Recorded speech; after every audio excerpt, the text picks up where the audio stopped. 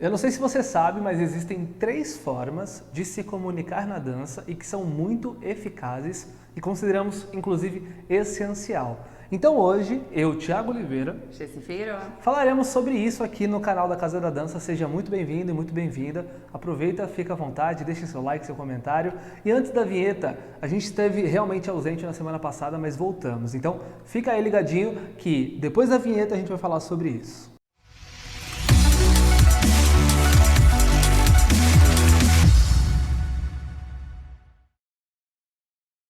Quando pensamos em comunicação, o primeiro que vem na nossa mente geralmente é o quê? É a fala, a comunicação oral, verbal, o diálogo, sim?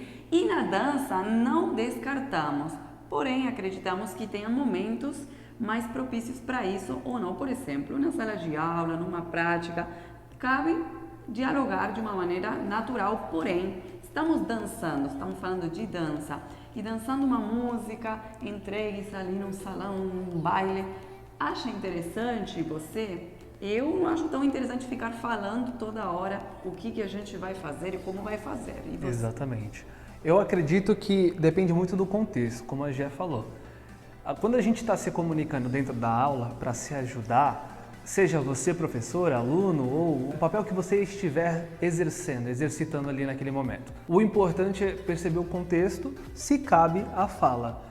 Se você estiver numa prática, num baile, eu realmente não uso a comunicação verbal para instruir a minha parceira, né, eu sendo o condutor, e também não, no papel de conduzido, também não gostaria de ser instruído assim.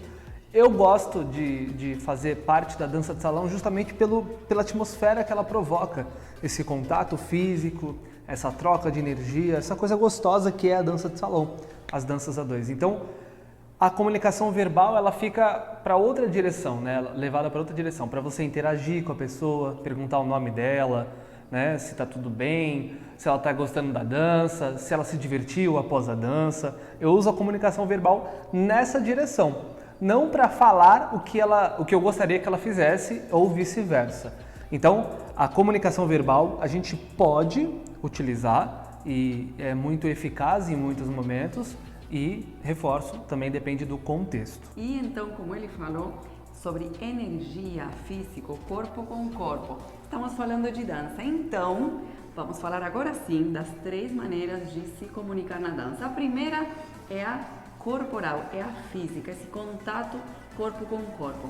É uma maneira realmente de você poder dialogar com seu corpo e também passar e receber informações, vontades, intensidades, energias, o fluxo, até emoções, né? Você percebe como outra pessoa está nesse momento, nessa música. Então, Exato. a primeira maneira que a gente vai então abordar como uma maneira eficaz de se comunicar na dança é o contato físico. E é muito importante isso, porque o contato físico normalmente é o mais frequente e o mais presente, né? Por que eu digo mais frequente e mais presente? Porque nós já tivemos casos aqui de dançar com pessoas sem a visão, né? Deficientes visuais ou cegos, né, no caso, e a pessoa ela consegue dançar. Se você ajudá-la, até, inclusive através do verbal, né, no início, enquanto ela está aprendendo, e depois que ela já se ambientou, você utilizar o físico, que é muito importante na dança, ela vai conseguir usufruir da dança da mesma forma que alguém que tem a visão. Então o interessante é que o físico e o verbal ele pode contribuir em certas circunstâncias, como a gente já falou. E o segundo que a gente usa é o visual, né? Agora, pessoas que realmente não têm o visual, né, que são cegos, as pessoas não conseguem desfrutar, mas não significa que elas não consigam dançar.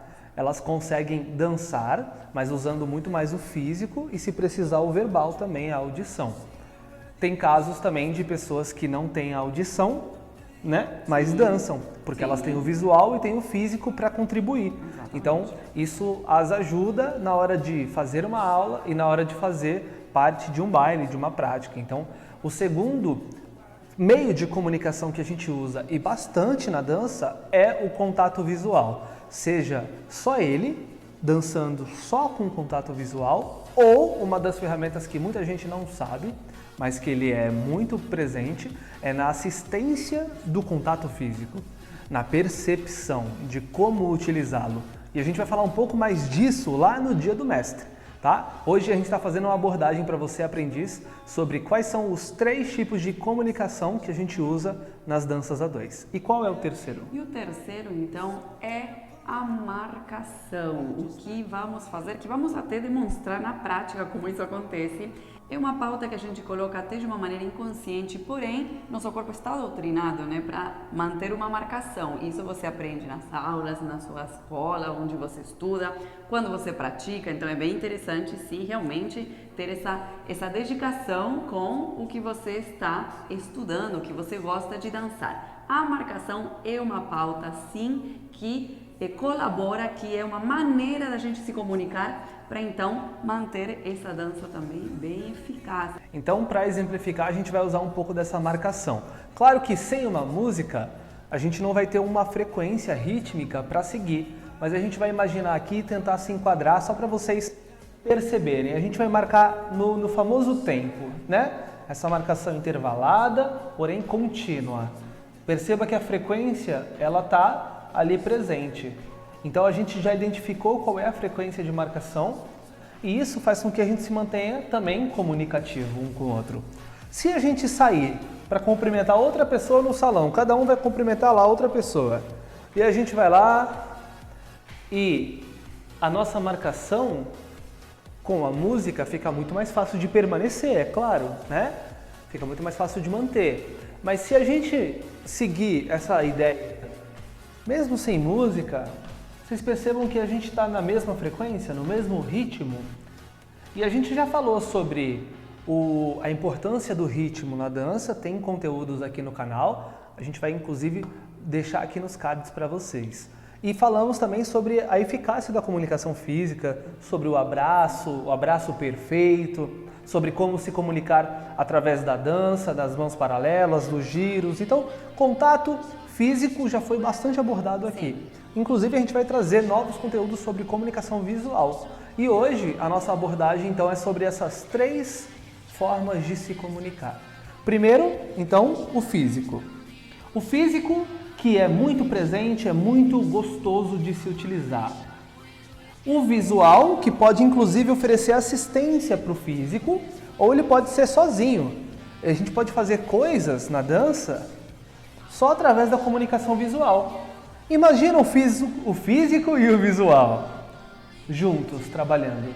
E aí, se a gente se unir com essa ideia da marcação, a gente vai se manter muito mais comunicativo, porque a gente vai andar no mesmo ritmo. Bom, e antes de fazer o nosso encerramento oficial, gostaria de avisá-los que a gente estava aqui presente na nossa escola, né? Inclusive estamos aqui no cenário oficial. Tentaremos fazer mais vídeos através desse cenário, né? Dentro desse cenário.